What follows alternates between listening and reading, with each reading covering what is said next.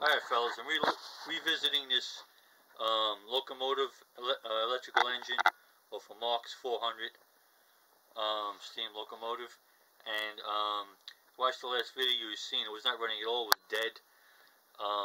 Situation was that the spring that goes onto this clip here and onto this clip here, and one piece of the spring goes through the slot into here. And what it was supposed to do, what it is doing up here, okay, a spring is here, slot's here, there's one leg of that spring going in, putting pressure inside that hole. Inside that hole, okay, is a brush, okay, brushes, carbon brushes, okay, very similar to, and serving the same purpose as a brush on a generator, an old car or an old truck, or an old tractor. Okay, 6-volt system. And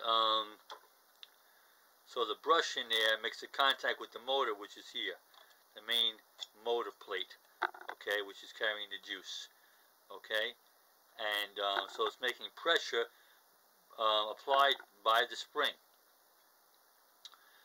and it's made of carbon, and that causes it to carry the electricity, but does not make friction, because it's not metal on metal, and does not make drag, because the spring is pushing it back and forth. Okay? The carbon was totally disintegrated, it's gone. Okay, the spring was broken. So what I did, just to test the motor, the only way I could do it, I actually took a little spring out of a ballpoint pen, cut it down to size and shoved it in there. So I'm making contact with the main motor plate carrying the juice. Okay, and I can prove that this engine and the wheels and all do in fact run. However, leaving it like that is no good, okay, because the spring has gone in there, hitting the plate, and that's metal on metal, causing friction and drag. Not good. I need to replace it with that piece of carbon, so I got to either get an old bushing, and shave it down, or get the original proper part. Either one will work. So I'm going to try to demonstrate it for you here if I can. Doesn't always cooperate, but I'm going to try. Okay. There we go. I'm pushing in on the spring. That's what I'm doing, and I'm holding it up slightly. Slightly holding that engine up, okay, because if I just let go of it, it won't go nowhere, okay, and I'm concerned that it's causing too much drag, so I'm just holding it up slightly.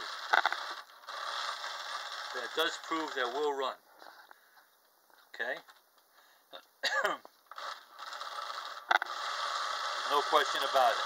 That's a good motor and good motor drive, okay.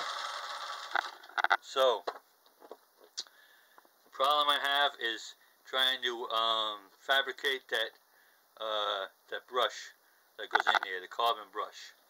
So any ideas you guys might have, I'm going to actually try to, I got a couple old generators out in the shed, and I'm going to see if I can pull one of the brushes off they're old bad generators, pull one of the bushings off and shave it down very slightly, very gently, and get it to the right size to fit in there.